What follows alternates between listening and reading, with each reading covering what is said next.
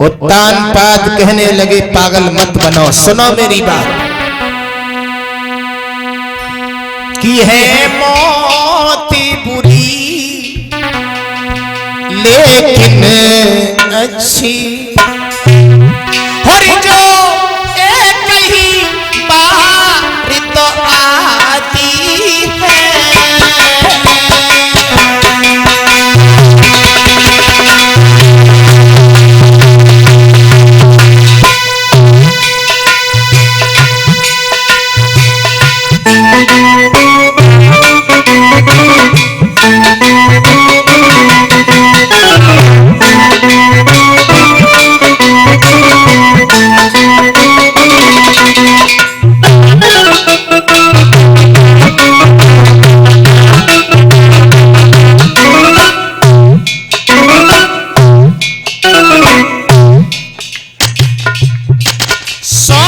मौत अच्छी होती है, एक बार आती है लेके चली जाती है, लेकिन सुनीति अगर सौत आ गई तो जिंदगी जिंदगी नहीं होगी। सुना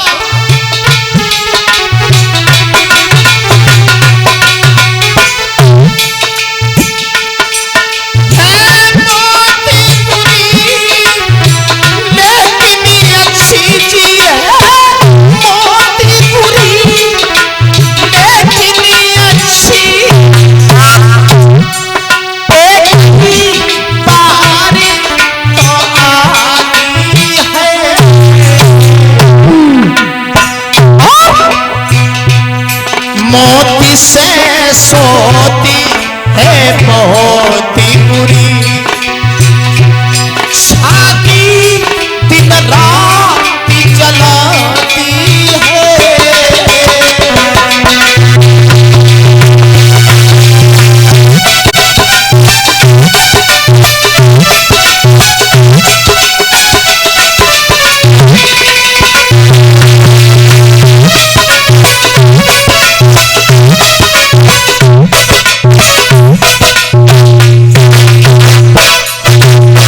सुनीति रो नहीं, तुम रो नहीं, मेरी बात सुनो।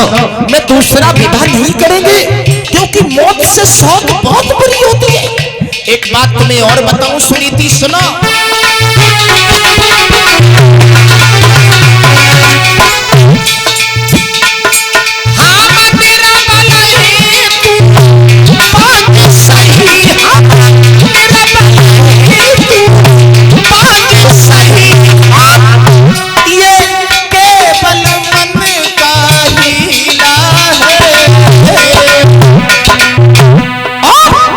सुख देना ना देना लेना, ये पार ब्रह्म की लीला है।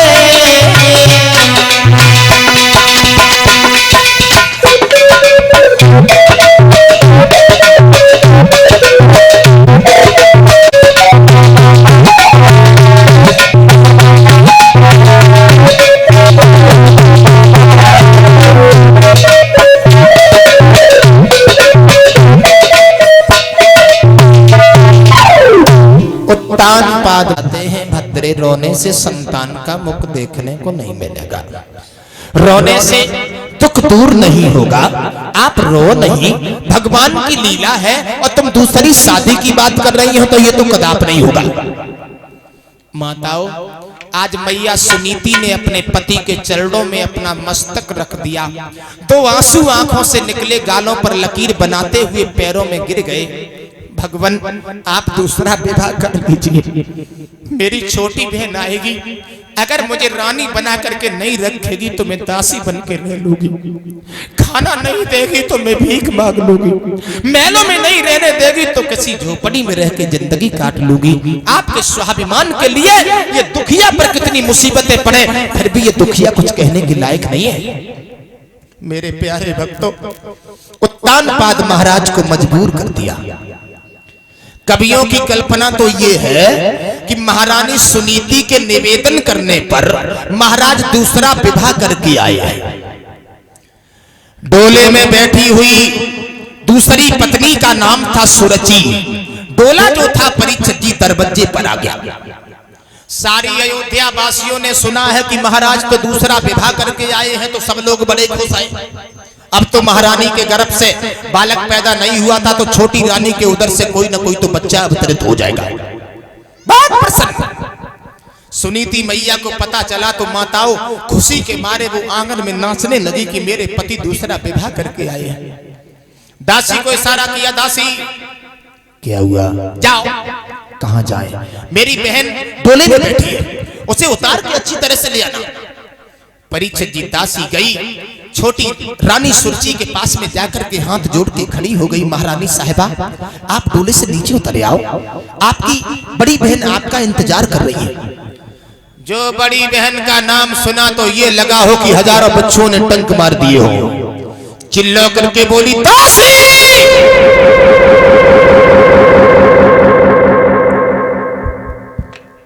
पागल हो गई तुम? कौन सी रानी, क्या मतलब? चिल्ला काहे को रही हो? आपकी बड़ी बहन है ना, उनके उदर से कोई बालक अवतरित नहीं हुआ, इसीलिए आपके साथ विवाह कराया गया। दादी को पीस के जवाब दिया, पागल हो गई तुम? मेरी शौक इस आंगन में और मैं डोले से कदम रख लूं? दासी परीक्षित जी भागी सुनीति के पास में पहुंची, हाथ जोड़ के बोली, महारानी साहिबा महाराज ब्याह करके थोड़े ही न लाए। मतलब भाई ले आए, भाई। क्या हुआ? अरे हुआ क्या, आपका नाम लेते ही ये लगा हो से सांप सूख गया। सुनीति ने सोचा इसका मतलब है हमारी बहन गुस्सा में हो गई, मैं नहीं स्वयं गई, और मैं जाती तो मेरी बहन नाराज नहीं होती, मैं स्वयं चली जाऊंगी, छोटी बहन को उतार कर नीचे ले आऊंगी, हमारा बिगड़ा क्या जा रहा है। तो परीक्षित जी सुनीति मैया चली और जा करके डोले के पास में खड़ी हो गई। हाथ जोड़ लिए उस दुखिया ने, हे बहन आप डोले से नीचे कदम रख लो, मैं आपकी बड़ी बहन हूँ, हमारे उधर से कोई बच्चा अवतरित नहीं हुआ, इसीलिए मैंने जबरदस्ती पति से शादी करवाई है आपके साथ।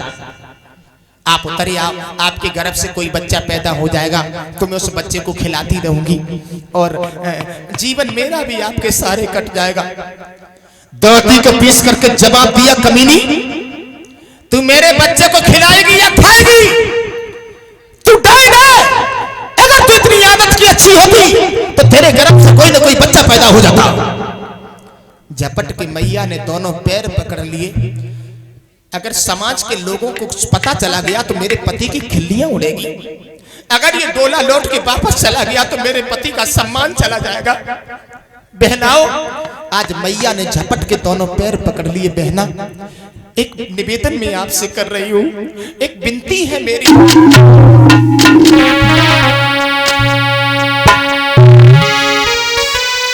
तुम चलो संभालो जागरे को, बहना मैं सब घर की बेल बजाऊंगी। बहना तुम नाराज काहे को हो रही हो? मैंने आपका कुछ बिगाड़ा थोड़ी ना, आप डोले से नीचे उतर आओ, उतर आओ ना। दो रोटी मोए देती रहियो, मैं तेरो ही लला खिलाऊंगी।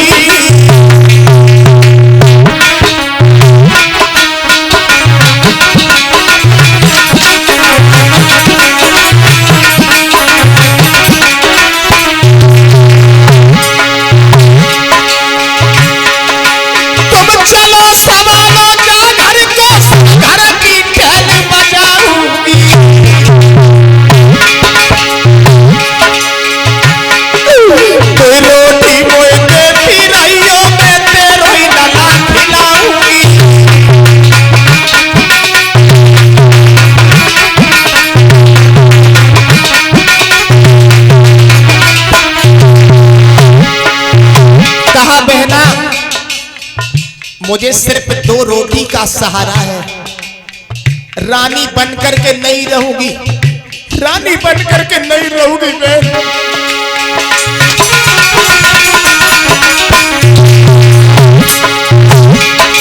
रानी बनकर के ना रही, दासिया बन जाऊंगी।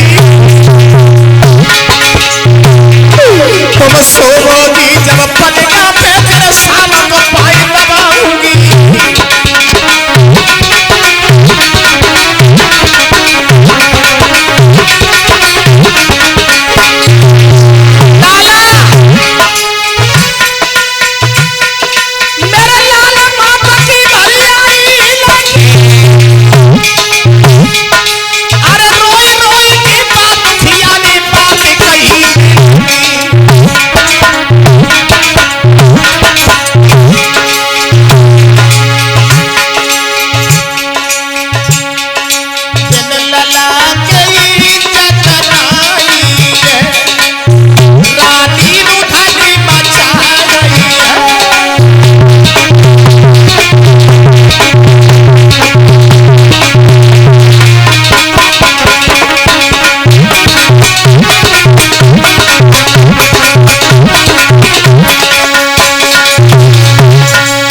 सुनीति ने बहनाओ पैर पकड़ लिए, हाथ जोड़ लिए, बहना तुम डोले से नीचे उतर आओ, मैं दासी बनकर के अपनी जिंदगी काट लूंगी, कभी आपसे कुछ कहूंगी नहीं, आप रानी बन के रहना, शाम को मैं आपके पैर दबा दिया करूंगी। सुरची ने दांती को पीस के जवाब दिया है, चली जा डायने यहां से, तू हमसे कह रही है, तू बूढ़ी बिल्ली भक्तन बन के चिड़ियाघर में रहना चाहती है? नहीं, जा जा। प्यारे भक्तों, उसी समय आज मैया पछाड़े खाकर के जमीन में गिर गई। महाराज उत्तानपाद ने हाथ पकड़ के उठा लिया, देवी तुम रो नहीं, अपने हाथों से अपने पैर में कुल्हाड़ी मारना ये तुम्हारा काम है, कोई बात नहीं, बिना संतान के ही मैं अपना जीवन काट लेता। सुनीति ने कहा, महाराज मेरी छोटी बहन से पूछ लो, मेरी छोटी बहन किस तरह से आंगन में रहेगी, अगर ये डोला लौट के वापस चला गया तो अयोध्या में आप बदनाम हो जाओगे। जवाब दिया सुरची ने, मैं ऐसे नहीं रहूंगी, मौकी और मत देखो, मेरी कुछ शर्तें हैं। महाराज बोले, क्या शर्तें हैं? सुरची बोली, इधर आओ, सुनो, पहली शर्त हमारी ये है कि ये रहेगी तो मैं नहीं रहूंगी, मौकी और मत देखो, इसे निकालो। सुनीति बोली, मैं निकल जाऊंगी, आप रहो। उत्तानपाद बोले, सुरची ये शर्त हमें मंजूर है। सुरची बोली, पूरी बात सुन लिया करो, बीच में मत बोला करो, समझ गए। दूसरी शर्त ये है, ये गेहूं की रोटी नहीं खाएगी। काय की रोटी खाएगी? पूरी बात सुनो, जौ की रोटी खाएगी, वो भी सब्जी से नहीं, नमक से, नमक से। सुनीति बोली, मंजूर है। महलों में नहीं रहेगी क्या? हाँ हाँ, झोपड़ी रखवा दो से, रानी बनी घूम रही है, राजसी वस्त्र नहीं पहनेगी। क्या पहनेगी? फटे पुराने वस्त्र पहनेगी, फटा हुआ ऐसे बस दे दो, काग बना देगी, काग। सुनीति ने कहा, ये सारी शर्तें मुझे मंजूर हैं। अपने पति के स्वाभिमान के लिए अगर इस देवी के शरीर के ऊपर दुख भी भोगना पड़ेगा, फिर भी मैं दुख उठाने को तैयार हूं। धन्य है माताओं, एक पत्नी अपने पति की इज्जत के लिए भिखारन बनने को तैयार हो गई।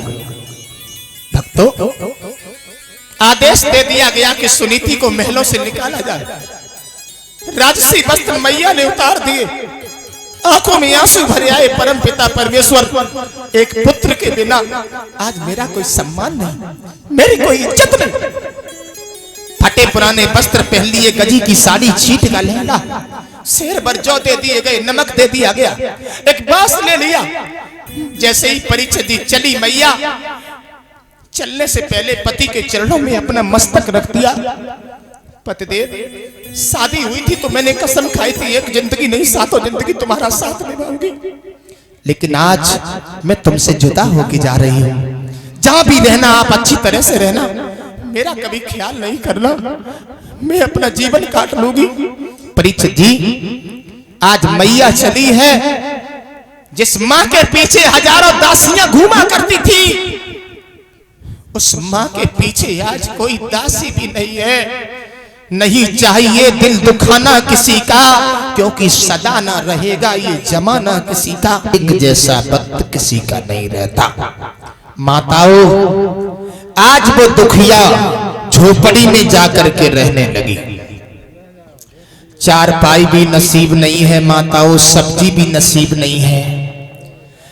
बैठ करके जब भूख लगती है लाला, तो भोजन बना करके खाने को चलती हैं, तो पति की याद आ जाती है कि मैंने पति के खिलाए बिना कभी पहले भोजन नहीं किया था, और आज मैं अपने पति के बिना पूछे भोजन करूंगी। भूख लगती है तो परीक्षित जी सूखी रोटी नमक रख करके ग्रहण कर लेती हैं, क्योंकि भूख न जाने रूखो भातो, नींद न जाने टूटी खाट। भूख कभी परीक्षित भात नहीं देखती। वही भैया जो 56 प्रकार के व्यंजन करने वाली माताओं आज जौ की रोटी नमक रख करके ग्रहण करती हैं। भाइयों श्रोताओं, धीरे धीरे समय गुजरता चला गया।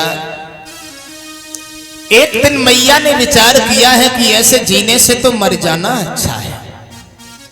मेरे पति भी मेरे पास नहीं आते, कोई दासी भी मेरे साथ नहीं आती, तो ऐसे जीने से तो हमारा मर जाना अच्छा है।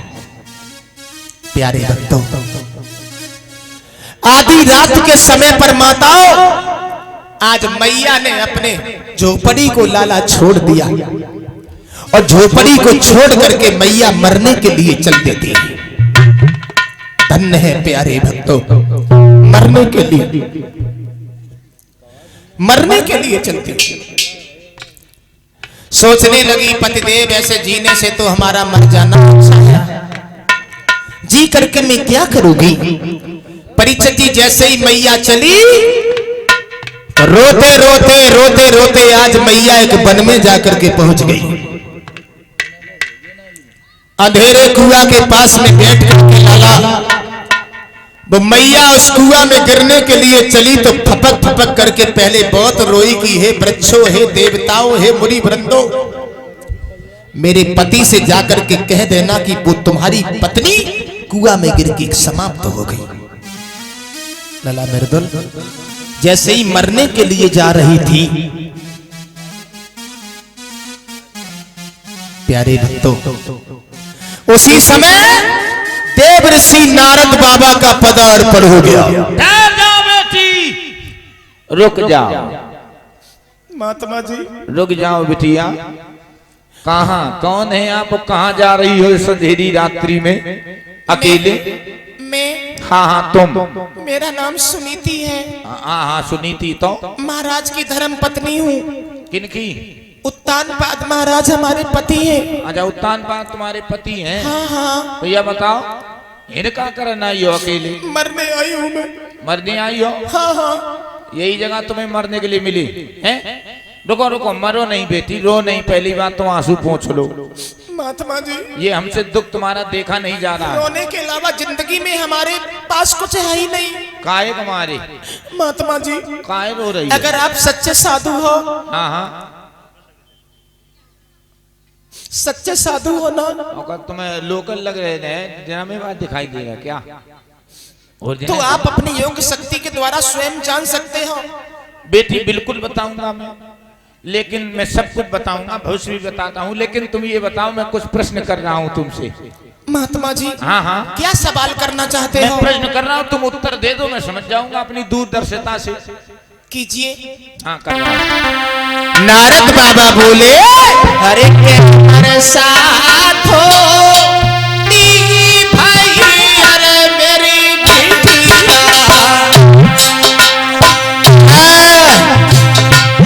अरे क्या कहूँ है किसान जी।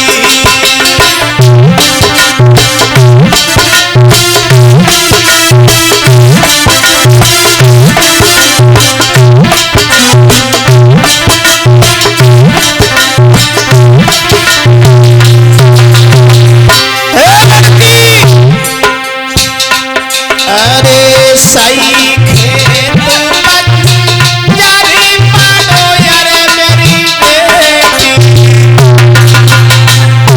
निकल दीजे बेलो बाताई जी।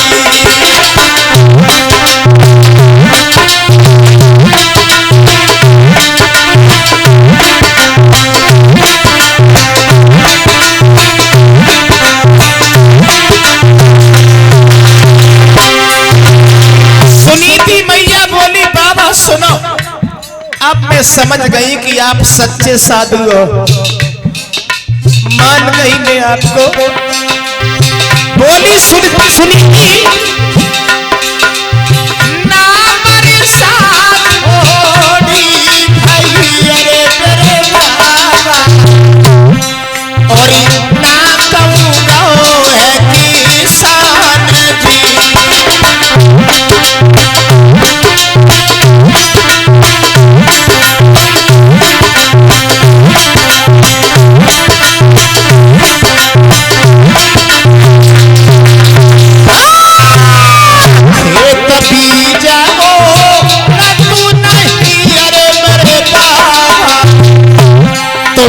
सुनिए संत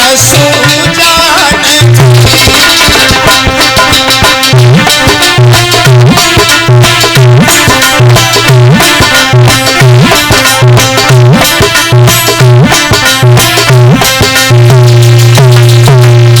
समझ गए महात्मा जी तुम बहुत अच्छे साधु हो। देव ऋषि नारद बाबा ने जवाब दिया, लड़की मैं जानता हूं कि तुम एक संतान के पीछे मरने के लिए आई हो। हे लड़की, झोली में नारद बाबा ने हाथ डाला, एक फल निकाला, लीजिए ये फल। सुनीति बोली, महाराज फल से क्या होगा?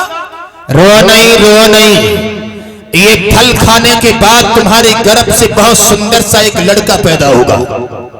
सुनीति बोली, तुम झूठ कह रहे हो। नहीं, मोर वचन चाहे पड़ जाए फीका, संत वचन पत्थर की लिखा। जाओ। सुनीति बोली, मुझे भरोसा नहीं है। देव ऋषि नारद कहने लगे, भरोसा नहीं है? अगर संतों पर भरोसा नहीं है, अगर तुम्हारे गर्भ से कोई लड़का पैदा ना हो तो ये कुआं भी कहीं नहीं चला गया। दुनिया वालों से कह देना कि कभी संतों को देख करके उनका सम्मान नहीं करना। सुनीति बोली, बाबा बोलो ना, अगर लड़का पैदा ना हुआ तो? देव ऋषि नारद कहने लगे, तो इसी कुआं में आकर के गिर जाना। प्यारे भक्तों, विश्वास हो गया मैया सुनीति को। फल को ले लिया माँ ने, और फल को लेकर के अरे मन में हुई कि मगने बोरानी, लौटी जो पड़ी कुंवारी।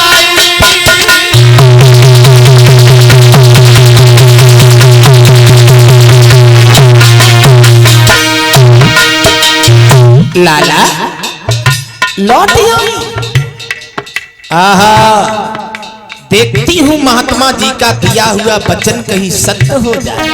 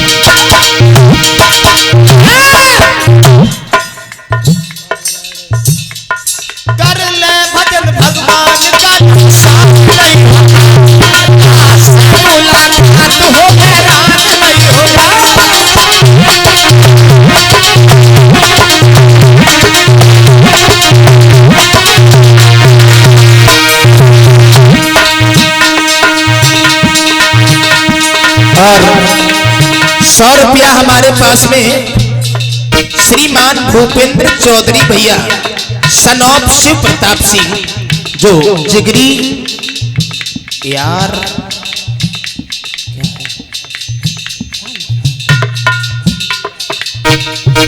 उनकी तरफ से 101 रुपया आए हैं हमारे पास। 101 रुपया भिजवा रहे हैं और लिख रहे हैं, मैंने झुक झुक अंगना झारोरी। ये हमारे पास में 101 रुपया भेज रहे हैं।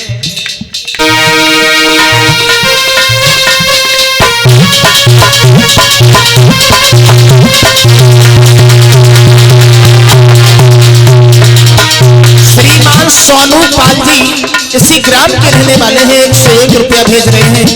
मैं भगवान से कामना करेंगे भैया आप लोग थोड़े क्षमा चाहेंगे आप लोगों से, क्योंकि हमारे भैया की छोटी सी इच्छा है। और